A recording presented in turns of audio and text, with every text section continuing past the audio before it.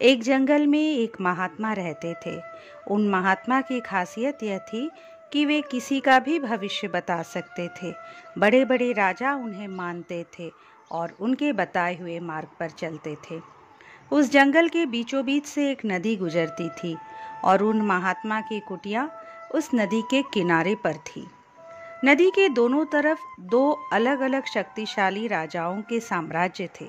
वे दोनों ही राजा उस महात्मा को बहुत मानते थे। वे दोनों जब भी कोई बड़ा कार्य करते थे तो महात्मा से सलाह लेने के लिए अवश्य आते थे। एक दिन इन दोनों राजाओं में किसी बात पर कहा सुनी हो गई। बात इतनी बढ़ गई कि नौबत युद्ध पर आ गई। युद्ध की तारीख और समय ये दोनों तय कर दिया गया। पर जैसा कि दोनों राजाओं का नियम था कि जब भी कोई बड़ा कार्य करते वे दोनों उस महात्मा की सलाह जरूर लेते थे। इसलिए पहला राजा महात्मा के पास आता है और पूछता है कि महात्मा जी, मैंने पड़ोस के राजा के साथ युद्ध करने का निश्चय किया है और इसीलिए यह जानना चाहता हूँ कि युद्ध का परिणाम किसके पक्ष में होगा। महात्मा कहते हैं कि यदि तुमने युद्ध किया तो तुम्हारी हार निश्चित है। फिर वो राजा महात्मा से पूछता है कि क्या जीतने का कोई भी उपाय नहीं है। महात्मा कहते हैं यदि युद्ध किया तो हार निश्चित है। फिर वह राजा कहता है कि तलवार म्यान से निकल चुकी है, अब युद्ध टलेगा तो नहीं, जो होगा देखा जाएगा।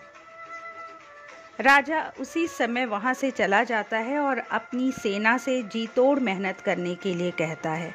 सभी सैनिक राजा की आज्ञा मानकर जी तोड़ मेहनत करने के लिए लग जाते हैं। दूसरे दिन दूसरा राजा उस महात्मा के पास जाता है और उनसे पूछता है, महात्मा जी, मैं पड़ोस के राजा के साथ युद्ध करने के लिए जा रहा हूँ, इसीलिए मैं इस युद्ध का परिणाम जानना चाहता हूँ कि युद्ध किसके पक्ष में रहेगा। महात्मा कहते हैं निस्संदेह जीत तुम्हारी है और उस राजा के पास तुम्हें हराने का कोई उपाय नहीं है। महात्मा की बात सुन वो राजा बहुत ही ज़्यादा प्रसन्न हो जाता है और सीधा जाकर अपनी सेना को यह खुशखबरी सुनाता है कि युद्ध में उनकी जीत पक्की है। ये बात सुनकर राजा के सैनिक बहुत खुश हो जाते हैं और युद्ध की तैयारियों में लग जाते हैं। समय बीतता है और युद्ध का दिन आ जाता है। रणभेरियाँ बजाई जाती है और युद्ध शुरू हो जाता है। दोनों सेनाएं एक दूसरे से भिड़ जाती है और मार काट मच जाती है। देखते ही देखते जिस पहले राजा की हार निश्चित थी वे दूसरे राजा की सेना को ढेर कर देती है और पहला राजा वो युद्ध जीत जाता है जिसे महात्मा ने कहा था कि युद्ध वो हारेगा। युद्ध जीतने के बाद वो पहला राजा महात्मा के पास चला जाता है और उनसे पूछता है, महात्मा जी, आपने तो कहा था कि मैं वो युद्ध हार जाऊंगा, लेकिन मैं तो युद्ध जीत गया। आपकी भविष्यवाणी गलत कैसे निकली।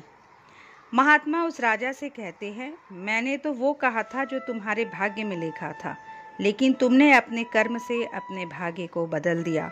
तुम्हारी जीत का कारण यह है कि तुमने अपने भाग्य से ज़्यादा अपने कर्म को आवश्यक समझा और उस दूसरे राजा ने अपना सब कुछ भाग्य पर छोड़ दिया। उसने अपने कर्म से ज़्यादा अपने भाग्य को आवश्यक समझा और पूरे समय निश्चितता से भरा रहा, जिसके कारण आज तुम विजयी हो और वो तुम्हारा बंधक है।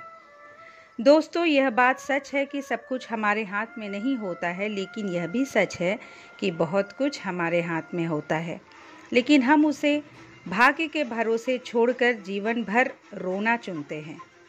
दोस्तों, लोग जानते हैं कि स्वस्थ कैसे रहा जाता है, लेकिन समय ना होने का बहाना बनाकर वे अपने अंदर बीमारियां पालते रहते हैं और जब कोई गंभीर बीमारी हो जाती है तो वे लोग अपने भाग्य को दोष देना शुरू कर देते हैं।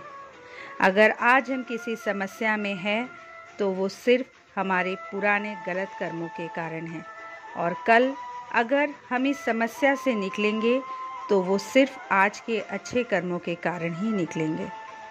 अगर आप आज कुछ नहीं करते तो कुछ तो होगा ही और आपका वो भाग्य है, और अगर आप आज अपने बुद्धि का इस्तेमाल करके वो करते हैं जो आप करना चाहते हैं तो वो आपका कर्म है।